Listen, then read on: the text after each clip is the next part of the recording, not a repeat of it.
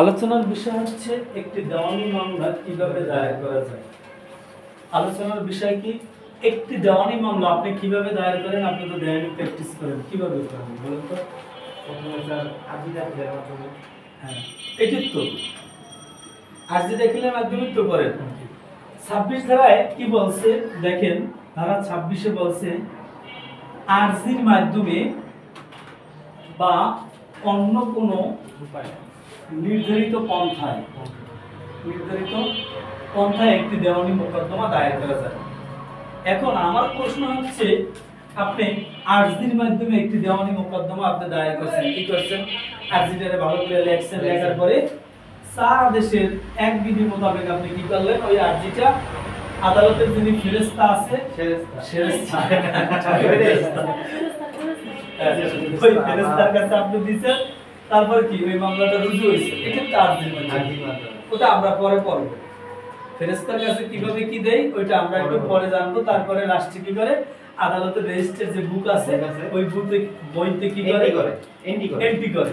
তাহলে আপনারা আর্জির মাধ্যমে পড়লেন, কিন্তু আমার প্রশ্ন হচ্ছে এখানে 26 ধারা বলছে আর্জির মাধ্যমে বা অন্য কোনো নির্ধারিত পন্থায়। তাহলে অন্য কোনো নির্ধারিত পন্থাটা কি কেউ বলতে পারেন? 26 ধারা আপনি বলছেন না আর্জির মাধ্যমে, আবার বা দেন না, দেখেন তো মূল বই খুললে বা আছে, এখন খোলার দরকার নেই। বা অন্য কোনো নির্ধারিত পন্থায়, তার মানে হচ্ছে আর্জির মাধ্যমেও দায়ের করা যাবে, অন্য কোনো নির্ধারিত পন্থায় কি দায়ের করা যাবে, আর্জি ছাড়া করা যাবে। তাহলে তো আমি আর্জির মাধ্যমে তো প্রতিনিয়ত করতে আসছি। হ্যাঁ, তাহলে আমি অন্য কোনো নির্ধারিত পন্থায় কিভাবে হবে সেই ব্যাখ্যাটা আমি চাইছি। পারেন? দরখাস্তের মাধ্যমে একটা মামলা দায়ের করা যায়। যেমন নিঃস্ব ব্যক্তির মোকদ্দমাটা কি আর্জির মাধ্যমে হয় না? নিঃস্ব ব্যক্তির মোকদ্দমাটা কির মাধ্যমে হয়? দরখাস্তের মাধ্যমে হয়। এখন 33 আদেশে বলছে নিঃস্ব কাকে বলে? 33 ধারা কিন্তু আদেশ নিঃস্ব ব্যক্তি কাকে বলে? 5000 টাকা দেন ব্যতীত 5000 টাকা মানে সম্পদ জান না, মানে পড়াশোনা।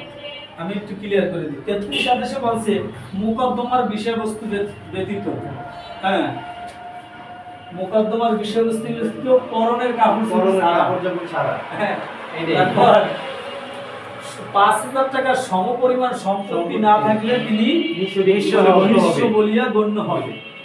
তাহলে এখানে কি পাইলাম?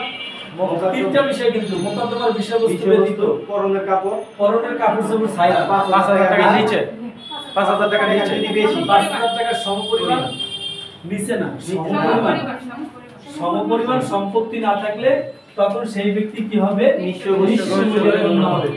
এখন যখন নিঃস্ব ব্যক্তি একটা দরখাস্ত করবে তখন আদালত যাচাই বাছাই কইরা তখন ওই দরখাস্তটাকে আর্জি হিসাবে গণ্য হয় না। এইটাই হচ্ছে অন্য কোনো নির্ধারিত পন্থায় একটি দেওয়ানি মোকদ্দমা দায়ের করা হয়।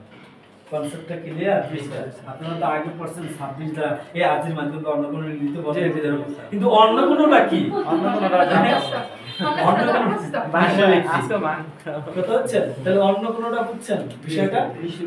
নিঃস্ব ব্যক্তি, এই যে আমার এখানে লেখাই আছে, আপনারা দেখতেও পাবেন। এখন আসি আমরা আর্জির মাধ্যমে কিভাবে দায়ের করি।